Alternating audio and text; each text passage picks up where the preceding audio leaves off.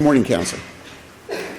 May it please the Court. Good morning, Your Honors. My name is Michael Cudlip, and I represent Tim Niezabitowski and Thank took me a while too, and other residents versus the Village of Miami Shores. Would you like to reserve any time? I'm for sorry, yes, I'd like to reserve 3 minutes, please. 3 minutes? Yes, sir. No problem. This case is all about the village permitting an illegal outdoor amusement device to be constructed in an approved aquatic center. There are three issues at hand here. One is whether or not the appellant should have sought a writ of certiorari when the plan was first approved in 1999, or were we permitted to come to court.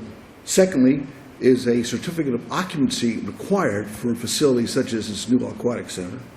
And three is under 768.28, the notice statute, did we, our clients, provide sufficient notice to maintain a cause of action? I would suggest that you should deal with the 768 issue first. Okay. I have a significant question about that. Okay. I mean, we would have to construe the letters and communications as sufficient notice. And, I mean, I've read them maybe 3 times by now. And I'll tell you quite frankly, I don't see that construction in those communications. Maybe you can tell me what I've missed. Thank you, Your Honor. The issue in pre-suit notice is that the judge ruled it was not absolutely specific enough. Well, there are a couple of interesting cases. Van Drasik versus City of St. Petersburg and Lee versus South Broward Hospital that defined the function of the notice. And the function of the notice is to identify the issue and try to resolve the issue without extended litigation. Now, further, But, you know, if that were the case, you could probably construe notice to any municipality in the context of any communication with its citizens about a particular issue. yes, except the whole notice statute evolved around a single incident. The garbage truck runs over the dog on July 15th. Okay? We don't have that. We have essentially an ongoing tort. We have a noise issue, and there's a aquatic center. There's water slides, 15 feet tall, only 75 feet. That's different from that sign to front of this, the back of somebody's houses, making noise all the time. Whenever it's open, there's kids. It's a noisy feature. How do you give notice to that? You contact your village representatives and you say, hey, we got a problem. Now, we also did, besides the letters, there was also a petition. So I maintain they know who it was, they know what the deal was, and under that same statute, they needed to formally deny us. They never did. They kind of kept it going. They even had a couple of sound studies done. They're very aware of what's going on in the case. I agree with you completely that they're very aware of the situation and the circumstances, but the point here is that that's the normal communication between any municipality and its residents when there's any issue about zoning or about anything. That is correct. So you're suggesting that any time that a resident communicates with the city and has an issue with something that's going on, that should be construed as notice, that there's going to be a lawsuit. Not any time, but when you got a whole street, this is a unique street. It's the only street in the village of Miami Shores that abuts this particular facility. Everything, the other ones are hundreds of feet away or a mile away. This is one group of residents against their adversely affected group. They did their very best for years to attempt, individually and then through me, to attempt to make the village aware, we've got a problem, let's fix it. Now, by the way, there's a case, Love Revere versus South Florida Hospital in 204 that held that even though notice is required, the form has not been specified. There really is not a specific form. There are some rules, as you said, Your Honor, regarding what happened to who, when, where, and how. But we maintain that they knew specifically as to 2 clients, certainly Tim Niezabitowski and Angela Cudlip, my wife, who have been identified clearly by them that these individuals, have a problem. Now, as following the technicality of who we have to address. No, we're not addressing the whole village of Miami Shores. We're talking about adversely affected residents on this street. And these 2 people have been clearly identified. So that's the only case I have. There's not but a very interesting phrase, which was the judge even brought up in the first hearing, was, this is very strict 786. I said, no, Your Honor, it's not supposed to be a gotcha. She said, well, yes, it is. I said, no, it isn't. And that Van Drasik case even references that. These are supposed to try to get your municipality to understand what your problem is and work it out, and not be having this hearing. But again, I mean, that's every communication with the municipality about any issue involving zoning, involving somebody's paint on their house, involving trees, involving anything. Yeah, but this is not that simple. It's a main issue. It's not a specific. No, I understand your argument. It's a big deal. This is a $3 million big fancy aquatic center built. It was probably the most expensive thing they ever did, and it has it's not that little single incident, and they've known about it for years. Which begs the question, why wasn't the issue addressed at certiorari petition when the zoning? Thank you. I know I didn't. I forced you to go to the last you're one first. putting me in a different Deal order. with this one now. That's okay. A writ of certiorari, okay, would be applicable, absolutely, that was a quasi-judicial body, if they had approved an illegal structure. All we knew, as the citizens, residents knew at the time of the approval in September of '99, was that this aquatic center site plan was approved. It had a little drawing of a thing called Castaway Code. There was no reference to any construction plans, no reference to anything, except we're going to do the site plan approval. That's permitted. There was nothing to object to. It's a permitted thing. We're going to build a new pool, and we're going to do this. Later on, and it's yet to be determined, because we didn't get to flesh this out, how this thing morphed, or the construction plans became viable, not presented to the public, and a prohibited structure under Municipal Code of Miami Shores, Section 501J, I think it's called supplementary use provisions, absolutely prohibits any outdoor amusement device in any zoning district in the village. Now, that was not part of that site plan. If there was there, our only reference that we had was a promotional brochure established in 1998 saying we're going to build a $3 million facility and we're going to have a top wading pool for kids 2.5 to 12 years of age with a maximum of 100 capacity. And they did mention something about some water slides, but the pictures that we saw were water slides that were 5 or 6 feet tall for 4-foot tall kids, not a 15-foot high structure for 350 people of all ages. So the writ of certiorari was not apropos because there was nothing illegal, nothing inappropriate. There's a couple of very interesting Supreme Court case, Joseph v. Autry, going back 50 years, that cites Harnett versus Boston, that the zoning, the planning and zoning board cannot effectuate pro tanto an amendment of putting something illegal into legal zoning. They could, if they wanted to, they couldn't put that in there. That's beyond their quasi-judicial power and becomes legislative. But they didn't even do that. They just approved the site plan. Fine, we're going to build a couple of pools, a waiting lot, good. Nobody would object to that. It's when it started getting built, somehow, I'm not phrase it, morphed into a much bigger project, and so the citizens didn't even know about it. And the minute they knew about it, they started writing letters and complaining to the various city officials, including the council, the village attorney, the village manager. Said, guys, we got a problem here. Counsel, we've used up about your time, unless you want to go into some of your rebuttal time. Let's save it for rebuttal. Sure. Yeah, let me just do this, take a rebuttal moment. Do you want to go ahead and go in? Yeah, Go ahead. Use that some of the time. We did not touch the CO. The CO is a very important issue here.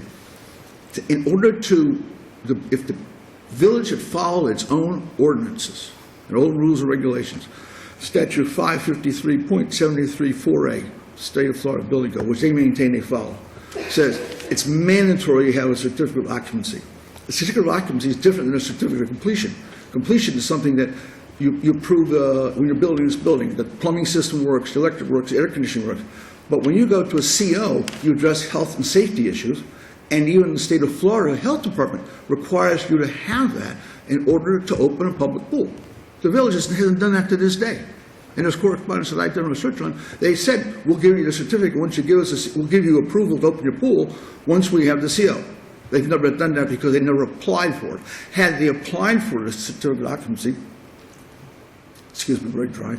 Had they applied for a certificate of occupancy, it would have caused 2 levels of inspection. The review. The building official is required to make sure when you go for your duplex, that's a duplex zone piece.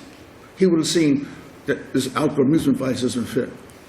Furthermore, if they had planning and zoning board had presented plans when the plans were finally completed, which were not done at that 1999 hearing, they would have realized that, again, 501J, but the planning, 501J had not been followed with. The planning and zoning board never signed off on the construction plans. A real flaw in the construction business. When you want to build something, you apply for a certificate of occupancy, people review it, they inspect it, and at the end, they give it to you.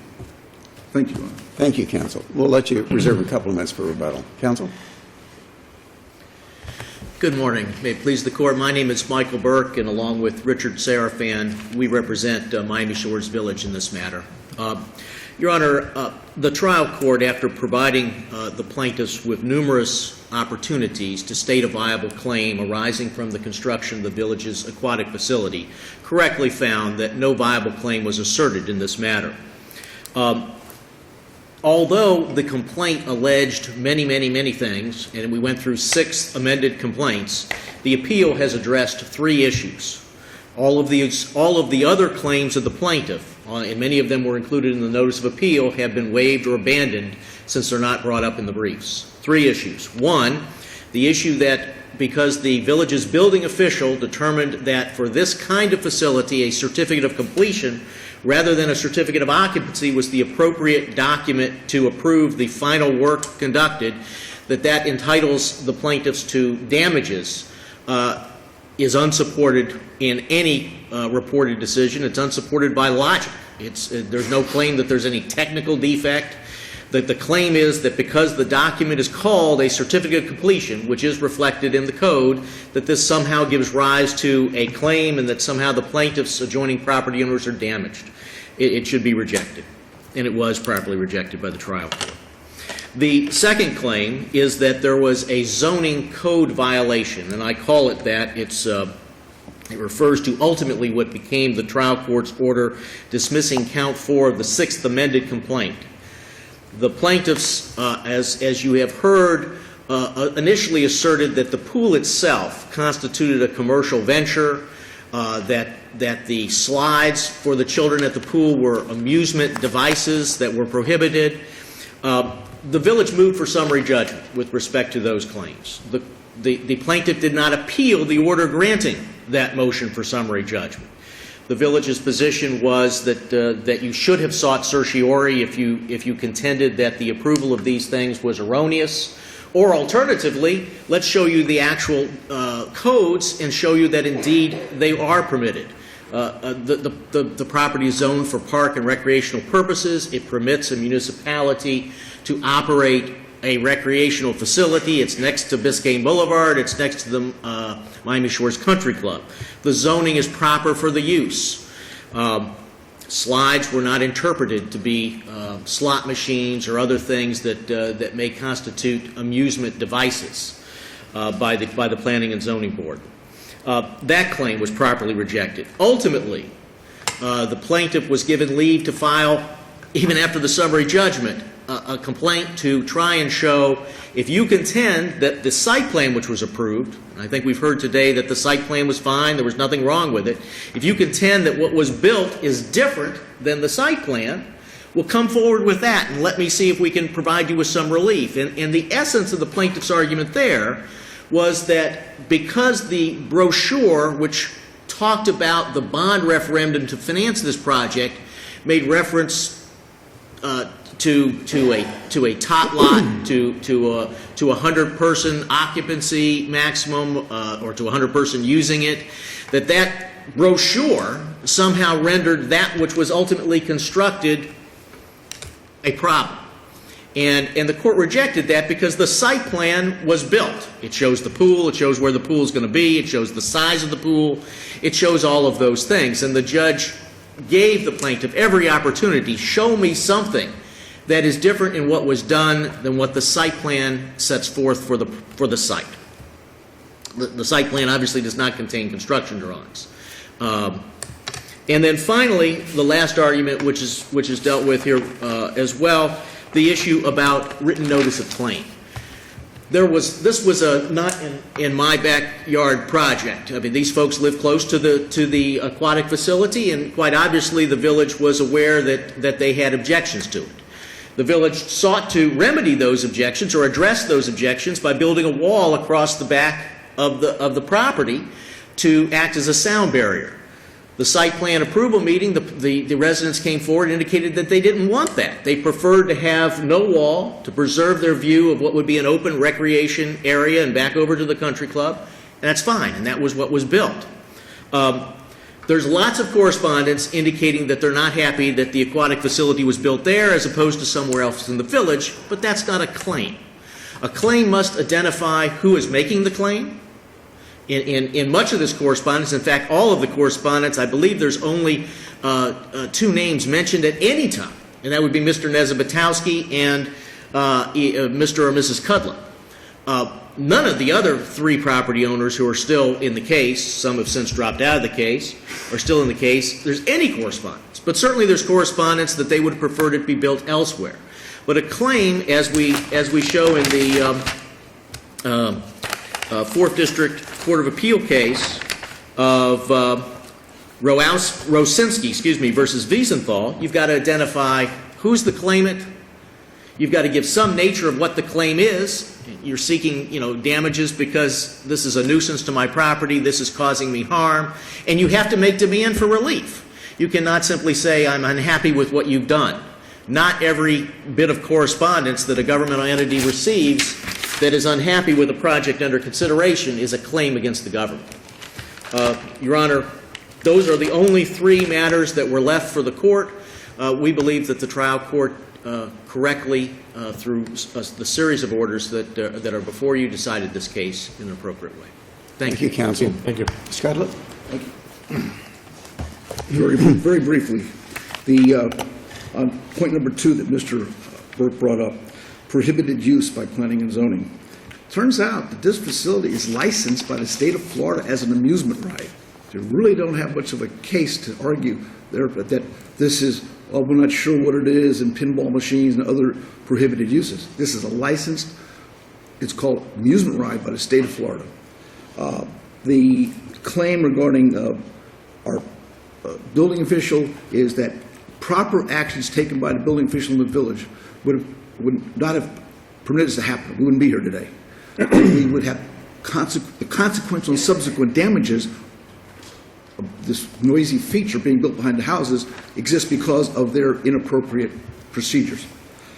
As to differing significantly, that was dismissed at the very last hearing at a motion to dismiss, and the facts were not flushed out. This was a very muddled case, and we did not have much chance to flush out facts. I would maintain that the motion to dismiss was inappropriate for a very significant, actually, that wasn't different, it might have been different significantly, or it was for this 501J, that's prohibited use. We were entitled to at least a summary judgment hearing to flush out some of the facts.